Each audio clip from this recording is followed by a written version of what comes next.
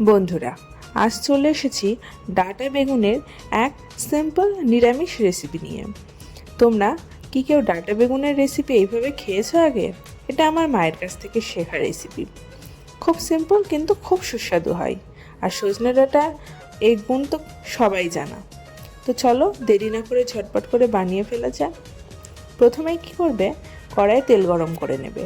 ডাঁটাগুলোকে আমি ছোট করে কেটে নিয়েছি। এভাবে ছোট করে কেটে খোসা ছাড়িয়ে নেবে। সজনে বা নাজনে যে কোনো ডাঁটাই তোমরা নিতে পারো। এইবার ডাঁটাটাকে একটু নাড়াচাড়া করে ভেজে নিতে হবে। হালকা লালচে করে একটু ডাঁটাটাকে ভেজে নিতে হবে। এই পর্যায়ে কিন্তু তোমরা হলুদ বা নুন কোনোটাই দেবে না। একটু লালচে কালার হয়ে এসেছে, দেখো, এইভাবে তুলে নাও। এইবার ওই একই তেলে দিয়ে দাও দুটো শুকনো লঙ্কা আর কিছুটা পাঁচফোড়ন। আগে থেকে বেগুনকে খুব ছোট ছোট করে কেটে রেখেছি। আমি কালো বেগুন নিয়েছি, তোমরা চাইলে সাদা বেগুনও নিতে পারো। যে কোনো বেগুন দিয়েই এই রেসিপিটা বানাতে পারবে। বেগুনটাকে কিন্তু খুব ছোট করে কেটে নেবে।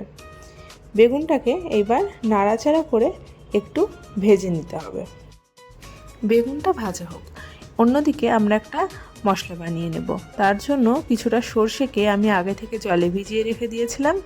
এর মধ্যে দিয়ে দিলাম 5টা কাঁচা লঙ্কা আর অল্প একটু পরিমাণ জিরা।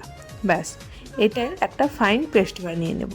দেখো, আমি পেস্টটা বানিয়ে নিয়েছি, সাইড করে রেখে দিচ্ছি। পরে আমরা ছাঁকনা দিয়ে ছেঁকে মশলাটা ব্যবহার করব। দেখো, বেগুনটাও কিন্তু ভাজা হয়ে গিয়েছে। এই পর্যায়ে এখন আমি ব্যবহার করব ওই কিছুটা পরিমাণে হলুদের গুঁড়ো, কিছুটা পরিমাণে লবণ।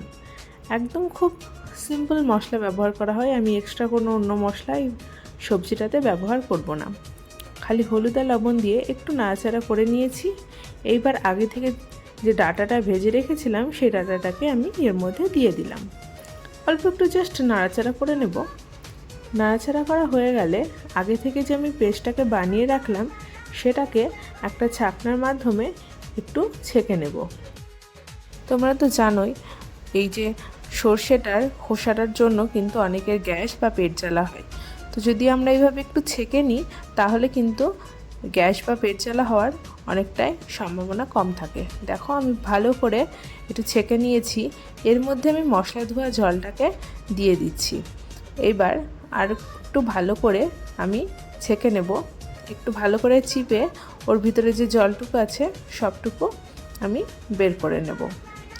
বাকি যে অংশটা বেঁচে থাকছে সে অংশটাকে আমি ফেলে দিতে হবে।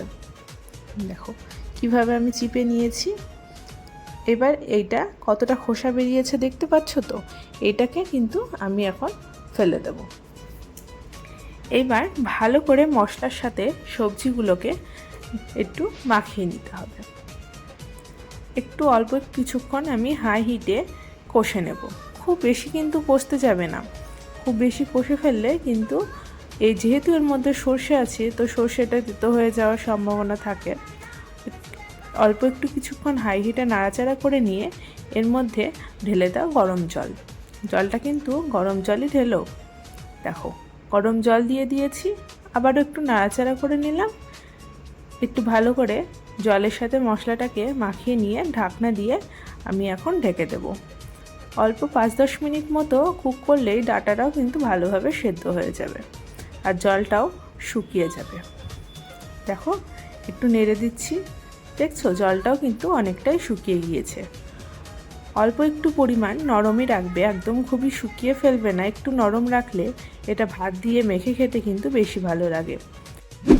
গরম ভাতের সাথে পরিবেশন করো, দেখো খুব ভালো লাগবে। বাড়িতে কিন্তু অবশ্যই তোমরা বানাবে আর আমায় জানাবে তোমাদের এই রেসিপিটি কেমন লেগেছে। যদি ভালো লাগে থাকে লাইক, শেয়ার, সাবস্ক্রাইব করতে ভুলবে না কিন্তু।